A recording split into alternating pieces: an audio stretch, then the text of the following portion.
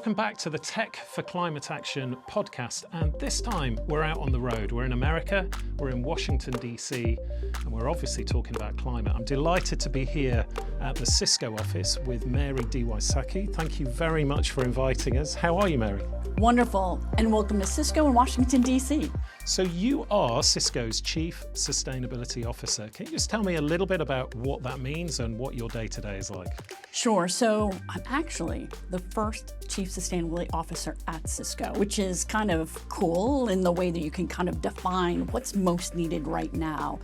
We've actually, as a company though, been investing in this space since the early 2000s, but we did it in a very collaborative space with folks in supply chain and folks in corporate affairs and workplace resources. But as the kind of regulatory environment has been shifting and changing, we felt it was really important to create the office, but still in a very collaborative way. So one of the first things that I did is developed a sustainability council with representatives across the company. Because the goal of any chief sustainability officer, quite frankly, is to really embed sustainability into all functions, into every decisions, right, employees make. And so it's a combination of how do we decarbonize our own business? How do we reach our net zero goals? How do we foster circularity? How do we think about the way we design our products, manufacture them? How do we help our customers leverage our products in a way that deliver their business outcomes, but also understand how it can help them achieve their sustainability goals as well? So in some ways, it's really how do you harness the capability, the technology that Cisco creates to deliver both on the business side at the same time on the sustainability as well. And you are known, I mean, for anybody that doesn't know Cisco, if you're in the tech world, you basically have connected the internet. I mean, you're kind of the market leader, I would say, for the past 30 odd years. So certainly people working in telecoms, which is where I originally worked, Cisco was a big name. What are your customers saying to you at the moment about sustainability? So we've got AI, we've got increased data usage. I mean, I don't think that's going away. And we also want more and more connectivity and faster connectivity.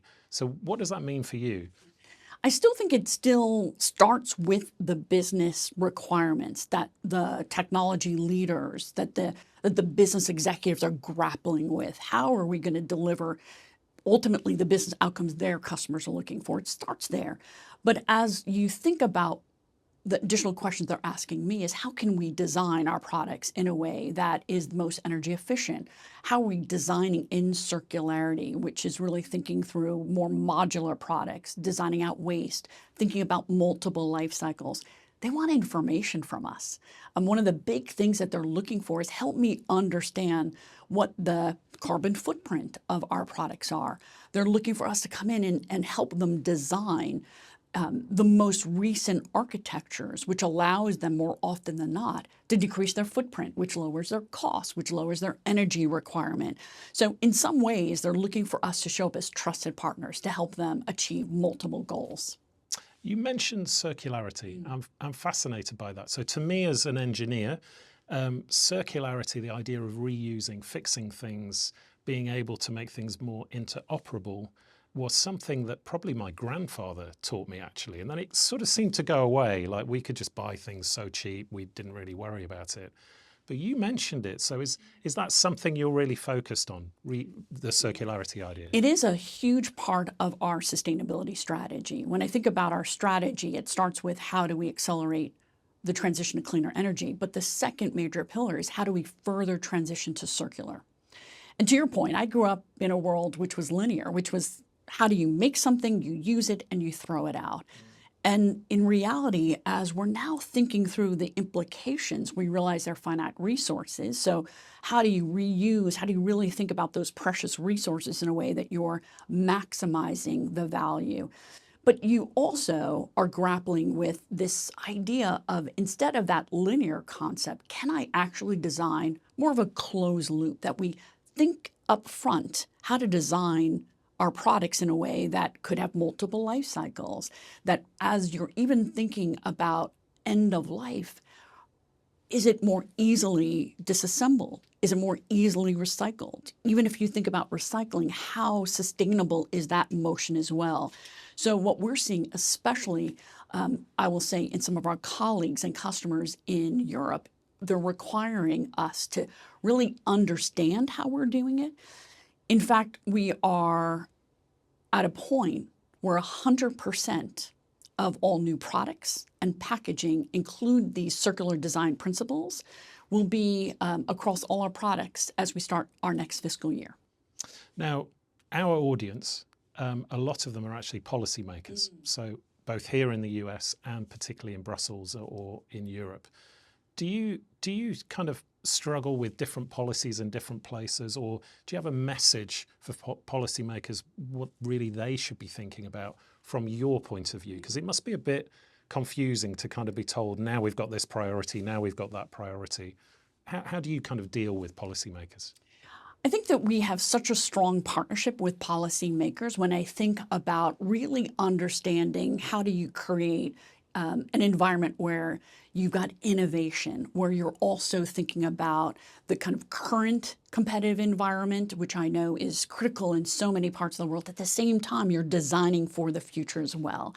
It's a really interesting space that I think we really align well, is envisioning what the world looks like today, but then what incentives, what information will help you create a more successful, innovative, competitive environment in the future as well. When I think about one of the key areas that we really, I think really have in common is, what came to mind is like hunger for information. How do we know what we know? What is the data that will allow us to create insights and inferences moving forward? So for example, when I think about even our net zero commitment, the ability for us to model it out, the ability for us to think through what do we see the product evolution to look like? What do we see the customer demand? And then ultimately, how do we report it out in a way that all of our global audience can understand? So to me, it really is around how we incentivizing kind of economic opportunity for all. How are we creating an environment where it's understood what information really means? And I think that's where some of the voluntary reporting that we produce is really helpful, because it gives you a little bit more information about what we do in communities and how at the end of the day, you can trust us, whether you're a customer, whether you're a policymaker, whether you're an employee. It really comes down to delivering that trusted partnership. Now, you mentioned AI as well. I'm fascinated, I think as most people are, by AI. It feels like we're just at the start of a wave. But what does AI mean for Cisco? And actually, what does it mean for your role as the Chief Sustainability Officer? Well, I think first, some people think it's new, but actually we've been using forms of artificial intelligence for a while. I always talk a little bit about how we use it in our collaboration capability, our WebEx system. It allows you to have really meaningful collaboration across continents, across states, across countries. And one of the easy ways that I think about how we use AI, for example, in that situation, is the ability for it to cancel out noise that you may not want showing up in your meeting. So for me, I always think about my rescue dog who's barking in the background, and be able to cancel that out. The ability for it to provide transcripts, the ability for it to help me with some of my note-taking right off the bat. Some of these things are really optimizing that collaborative environment. But where we're really seeing it today is how are we building out these larger language models, we being the world, different companies, different organizations, and how Cisco shows up is designing for AI-ready data centers. And when you think about that, it really comes all the way down to how we design the products, AI-ready chips. So one of the things that maybe people don't realize is we create our own chips. Silicon One is a bespoke chip that really is use-based. And what is great about designing chips specifically for a particular use case is you can really ensure that you're maximizing the performance. At the same time, you're decreasing the energy consumption. And then on top of that, as you're building it into the product, you end up often seeing maybe less optical, or the fact that it's more modular can decrease the overall footprint. So when I think about AI, it is the future. How are we designing our products to harness it? How are we anticipating the energy demand, designing for it in the product, designing for it in the field. I'll tell you, there are examples where we work with a customer, and when you look at their current data center footprint, and then you enhance it, you modernize it, refresh it with the latest capability, it's often half the footprint, which right there, right, you're getting increased performance, but lowering the footprint, which means lowering the cost of energy, the loss, the decrease in the need for cooling. So what I see AI doing is creating more product innovation. We see it as we explore in the data center of new forms of cooling and liquid cooling capability. But I also say, where am I seeing the biggest use cases right now? So I'd probably point out two. Obviously, we're all experiencing maybe more of AI agentic agents as we talk to customer service organizations now around the world. And so we're seeing and using that internally as a first line within our customers' CX organization as well. But I see a huge use case right now, one of those critical areas, which is cybersecurity. I mean, imagine you've got this huge network around the world and you've got information coming and going. How can you identify potential threats as quickly as possible? How can you ring fence that threat? How can you offer up to that CISO, that security officer, information about what you could possibly do as quickly as possible? So it provides not only the kind of the capability to secure more and more critical infrastructure, but it offers up those suggestions. I think it's going to change the way we work. Yeah, I think it already is, which is fascinating, isn't it? That we're moving into a new area. I mean, cybersecurity, that's a big thing for Cisco. It's a big thing in the media all the time. I mean, I've just come from the UK, as you can probably tell from my accent, and I think we've had 4 major retailers hacked in the past 2 weeks. And it literally means that there's not as much food on the shelf. One of the top brands now has half-empty stores because of a cyber hack. So is that the big challenge of the moment for clients that you're talking to? I mean, it's certainly not going away as a problem, is it? I do think it's a huge opportunity. I do think this is one of the areas where we're always working with our customers to really think through when is the right time to refresh their technology. I think it's one of the areas that people may not understand how critical it is to make sure that you're using the latest software that often has all of the most important cybersecurity elements. One of the things, by embedding cybersecurity into the network, right, you're touching more parts of the technology as well. And I think then leveraging AI on top of it. I think this is one of the areas where more and more of our lives are digitized. When I think about it from the sustainability perspective, I think about grids and I think about utility providers and how those are critical infrastructure for so many communities, and do they have the right cybersecurity as well? So I do think it's a critical area that especially I think small, medium businesses may not be as well equipped as I think they need to be in the future. I mean, another area that you kind of touched upon is also IoT, the Internet of Things. So these are all the little devices like the smart thermostat in the room that we're in, your home security cameras. It can be all sorts of different things, but they're all intelligent, they're all connected potentially, they're all also a threat or could be turned into a threat. So in that area, are you also trying to help maybe your partner organizations with their sustainability strategies? Because it's not always Cisco equipment, is it? But often it's very close partners who are providing that. Well, you mentioned you started in the telecom side of the house, and so did I. And remember, there was that one room, the switch room, where all of that information was, and you kind of had to secure that. But you're absolutely right. You know, as technology moves more and more into the edge, you need to be able to secure that. But it's also providing a ton of information back as well. I think about whether it's devices in a building like we have here in our Washington, D.C. office, whether it's our access points that allows for our Wi-Fi, but it's also pulling information about how we could control lights or who's in the office. It's providing a lot of information that is in your hands as well. But even on the sustainability side, imagine these devices out there in the wild or in the field, the information that it's providing, whether the health of a soil or more early warning for severe weather. So to me, the combination of IoT provides so much information. And this is again where the ability of information gathering, the ability to have observability, to see information. This is where, quite frankly, our acquisition of Splunk has been so powerful. The ability to get all types of data pulled together and making sense of that is so critical, because once you have the information, you make sense of it, it allows you to manage it, allows you to take action. So for example, you may say, the sun is now shining in from our southern windows, let's pull down the blinds, which decreases energy consumption. Or there's part of this building, no one's in the office, let's turn XYZ off.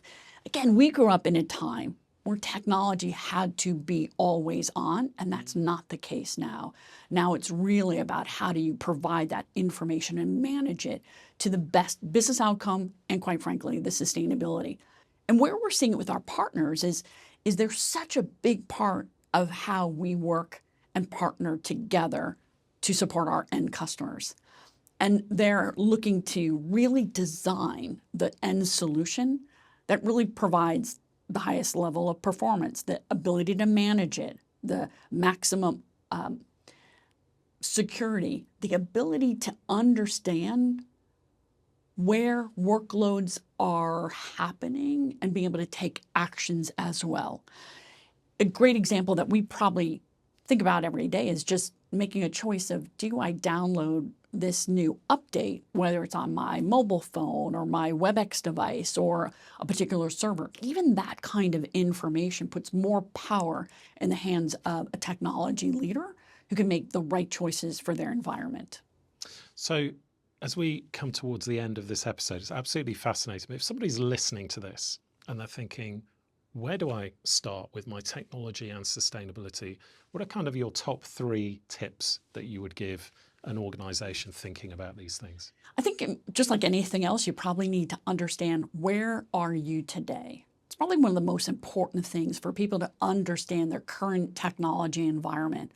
What is it delivering in terms of the capability that allows you to also understand what is the current carbon footprint of your environment? I think it's understanding the business strategy and how the technology can enable that business strategy. And more often you see in that business strategy, there are elements of sustainability as well. I would also suggest that technology mindfully deployed can really deliver some amazing outcomes for a customer, a company, but also the communities that we also live, work, and create in. When I think about our purpose, it's to power an inclusive future for all. And when I think about what does that inclusive future look like, it really is an environment where we're closing the digital divide. We're creating equal economic opportunity, that we're helping build the skills needed for now and the future. But we're also creating resiliency in that environment, the ability to anticipate whether it is an economic shock or a severe weather event, that we're thinking through what are the skills that community needs as we move into this AI age. It's about helping them adapt to the shifting and changing of the weather patterns that they're seeing in their area as well. And at the end of the day, I would say, come partner with Cisco. Good way to end. Well, Mary, thank you so much for coming on the Tech for Climate Action podcast. Thank you also for supporting our events. I should also say, if you want to meet Mary and other thought leaders like her, please do come to a Tech for Climate Action event. But for now, thank you so much and great conversation. Thank you. A pleasure as always.